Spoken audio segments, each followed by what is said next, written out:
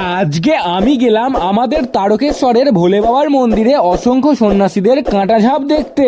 আর এই ঝাঁপ প্রতি বছর চৈত্র মাসের গাজন উৎসবের মহাহব্বিসির পরের দিন পালন করা হয়। আর এখানে একজন মূল সন্ন্যাসী আছেন যিনি সবাইকে ফল ছুঁড়ে ছুঁড়ে ফল বিতরণ করছেন, আর সেই ফলগুলো সন্ন্যাসীরা লুটোপুটি করে নিয়ে নিচ্ছে। সেই একইভাবে বাতাসাও বিতরণ করা হচ্ছিল। আর ইনি হলেন মূল সন্ন্যাসী, যাকে একের পর এক প্রত্যেকটা সন্ন্যাসী গিয়ে তাকে প্রণাম করছে। এরপর হঠাৎ দেখি মহারাজাও সেখানে হাজির হয়ে গেছেন।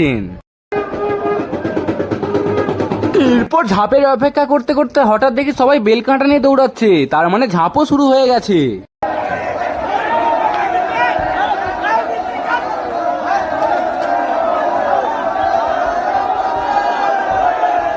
এরপর সন্ন্যাসীরা এই বেল কাঁটা নিয়ে বাবার দুধ পুকুরে ভাসিয়ে তার উপর ঝাঁপ দেবে, আর একেই কাঁটা ঝাঁপ বলা হয়। এই কাঁটা ঝাঁপ তোমরা কে কে দেখেছো আমাকে কমেন্ট করে জানাতে ভুলো না। কমেন্টসে হর হর মহাদেব লিখে দিও।